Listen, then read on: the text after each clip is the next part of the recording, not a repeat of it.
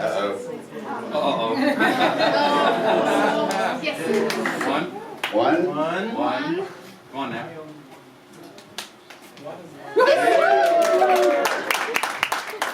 It's amazing how in 2019 it's still hard to get projectors to work right. Hope everyone enjoyed their break. Hi, I'm Joe, and I'm going to be talking about how we can use lasers to control individual neurons in the brain. Well, why do we want to do this? It's a nice tool to be able to understand how brains work.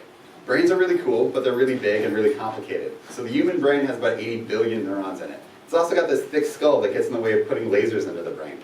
So let's look at a littler brain that's maybe a little bit easier to understand. So I'd like to introduce you to the larval zebrafish. My video is not working. Sec. You get time extra. Of course.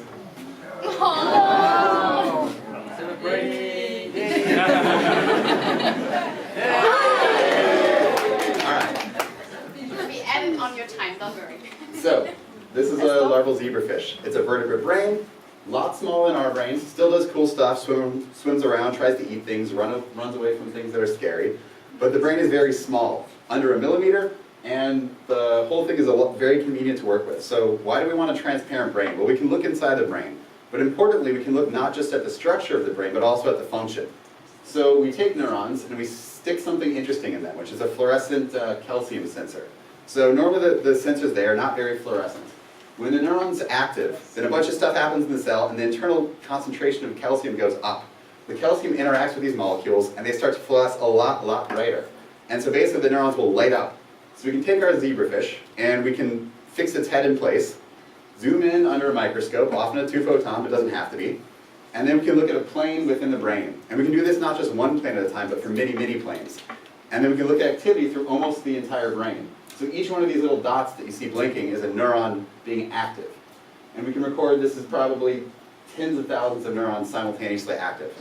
So we can see what's happening, we can show the fish some cool videos, see what they do, and then can we figure out the brain? Well, let's think about it. Let's just imagine we've got 3 neurons, and we see they're always coactive. When A fires, B fires, B fires, A fires, C is also firing, we say, oh, maybe these are connected directly, right? Well, maybe, but maybe not, because there's a difference between correlation and causation. So maybe A connects to B really indirectly. Maybe D is actually driving all of these, and they're not directly connected at all. So we need a way to manipulate the activity of these neurons on a very detailed level. And so how do we get there? We use opgenetics. So we add another thing to our neuron. We take something sort of similar to what's in your eye that makes your eyes sensitive to light, and we stick that in the neurons. And it's a light-gated channel or pump. And so what happens is then we can take our laser and shoot our laser at the neurons, and the light-activated channels will open. And some ions will come in, and the cells will be activated, and then they'll be driven, and then they'll also drive all the downstream neurons in other areas and in the local circuits. So we can use this to, for instance, remote control the fish. So we take the fish, we stick its head in basically fancy jello, we take an optic fiber with a laser, and we shoot the laser in the brain. And when we shoot the laser in the brain, if we hit the right area, we can move the tail side to side. So as you see the optic fiber moves back and forth, you can see the tail move back and forth. This is really cool, right? It's the best remote control ever. But this is still fairly imprecise. So when we're activating tens or hundreds or thousands of neurons simultaneously. And I don't want to understand what 10,000 neurons do. I want to understand what individual neurons do. So we want to reach a finer level of precision. So how do we do that? Well, we do wavefront shaping, aka holography.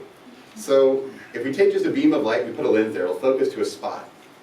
But if before it hits this lens, we modulate that light wavefront, we distort it a little bit in a very particular way, we can get the light to focus at different points. And then we just have a very simple, okay, maybe not so simple, optical setup. And the important bit is the spatial light modulator. So the spatial light modulator is like sort of a really fancy computer monitor. It's a liquid crystal device that we can shine light off of, and it will allow us to modulate this light wavefront how we want. And when we modulate that light wavefront in the correct way, which we calculate using some math and Python, we get a desired intensity pattern out inside of our focal plane, which is inside of our fish. And this can be a 3-dimensional pattern. So how do we put this to use? So this is then inside the fish brain. We can image multiple planes simultaneously, also try to do some stimulation. And in each of these planes there's a bunch of neurons. And let's say we have some neurons that are particularly interesting. I want to activate neuron number 1, and I want to activate neuron number 13. So we can compute these different wavefront modulation patterns, put them on our SLM, and this will then focus this light for stimulation to these specific neurons.